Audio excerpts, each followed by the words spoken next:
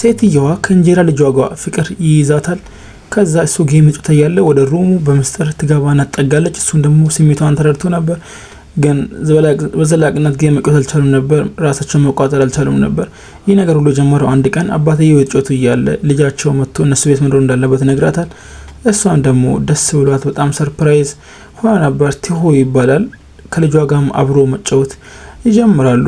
ግን ልጇ ከቤት ወጣች ቁጥር ከአባትየው ጋር ሁሌ ይጨቃጨቃሉ። ከአባታቸው ጋር ያለው ሪሌሽንሺፕም ይበላሻል። ግን ከእንጀራ እናቱ ጋር የነበረው ሪሌሽንሺፕ በጣም አሪፍ ነበር። ሁሉ ቀን ያወራሉ። እሷ ስታወራ እሱም ይመልስላታል። በትክክል ያወራሉ። ከአባቷ አንፃር ከሷ ጋር ነበር የሚያወራው። አንድ ቀን ከጣሪያ የሆነ ነገር ሲታወርድ ኮርኒስ አካባቢ ያልደረሰችም ነበር። እሱ ይመጣና አግዟት ያወርድለታል። ይህ ነገር ደግሞ በጣም በሚያስገርም ሁኔታ እሷን ሳባት። አንድ ቀን ቤተሰቡ ሙሉ ለመዝናናት ወጥቶ ነበር። እሱ በጣም በርገር ስብራት ይመለከትና አባቴ ያለ አባለም ነበር አሁን እንዴት በለስ ትለው።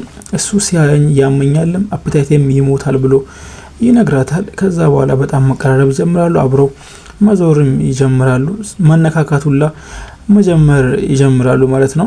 ሁሌ አብሮ ማሳለፍ ይጀምራሉ። የሱን የወጣትነት ኤነርጂ ይተጠቀመች ነበር። ራሷንም እንደ ወጣት እያለች ነበር። አንድ ቀን ግን ቤት ፍቅረኛውን ይዞ መጥቶ ለሷ አስተዋውቃል። እርሷም በጣም ትቀናለችም ትናደዳለችም። ምንም ስሜቷ ተጎድቶ ነበር።